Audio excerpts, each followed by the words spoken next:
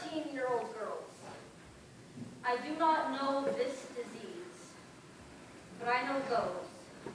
Those are bones. Those are the bones that form fingers. We call them disfigured, emaciated horrors, human piles. See, these sheets were not made for sleeping. They were made to be tied together and then dropped out of windows like ladders so she could escape and then scream behind her as she whirled, barefoot sky dancing. Hurricanes. On a Saturday afternoon, they were not made for sleeping. They were made to be used for slings, to gauze wrap her frozen injuries, to satin siphon the blood from wounds I couldn't close. They were made to keep her warm. Because when her body temperature drops to 92 degrees, it doesn't feel like August, and words like hormone, replacement, and therapy imply that she has starved herself back into childhood. These sheets were not made for sleeping. They were made to be used for scrolls, for storybooks, for stories, for the story that was already scripted into her individual ribs.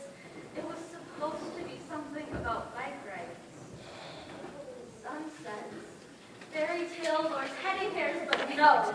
These sheets were not made for comfort. They were made to simulate a sense of control with a threat count that matches her daily caloric intake, a sense of control in a world where she had none.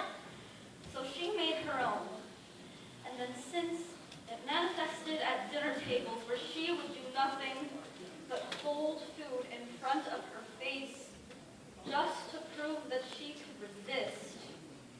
This is not how people were meant to exist. This is something that I could not fix, something that no body can fix. See, this is a disease.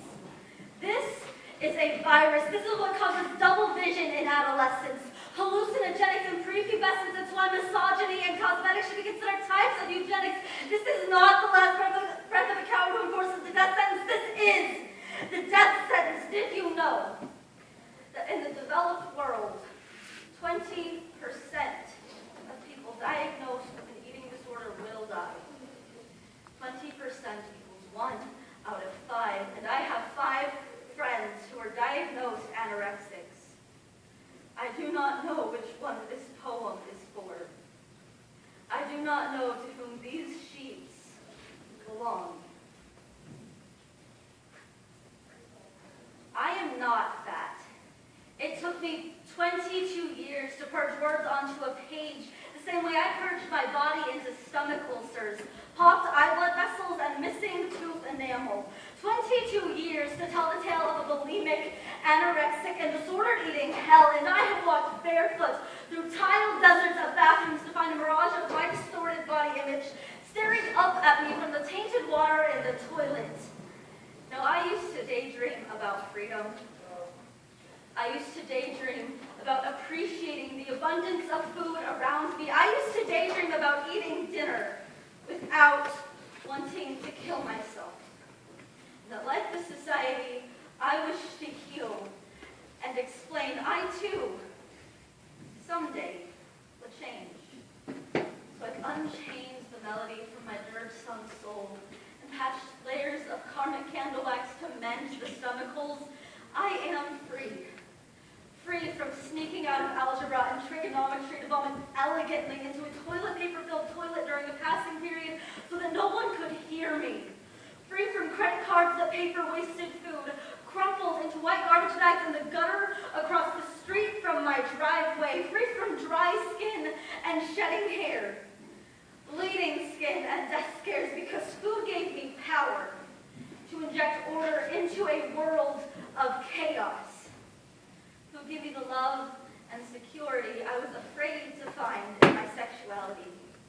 Food could remedy the abandonment I felt from my father's excessive traveling to make the excessive amounts of money I would vomit in the toilet. But this is not a poem about struggling through thousands of breakfasts, lunches, and dinners when thousands struggle without breakfast, lunch, and dinner. This is not a poem about millions of tears as my fear-encrusted fingers and body lay mangled, shaking, twitching on the bathroom floor with fear and insecurity. when millions of children are held captive, shaking with fear and no security. This is not a poem about the guilt of a privileged disorder, because I was often told that I was selfish, or an uncontrollable force coaxing me to stick my fingers down my throat. This is a poem about context, about how I can't formulate linguistic inkblots to tangibly articulate the deadly pain that lived inside of me, about playing Russian roulette with my esophagus, as my gun barrel fingers triggered tragedy down my throat, felt self-deprecating stares in the mirror of a red-faced terrorist hijacking my digestive system from within, about how my eyes have learned to make love to the lower left corner of my torso, and how the sun sets in the crevices of cellulite in my thunder thighs. This is a poem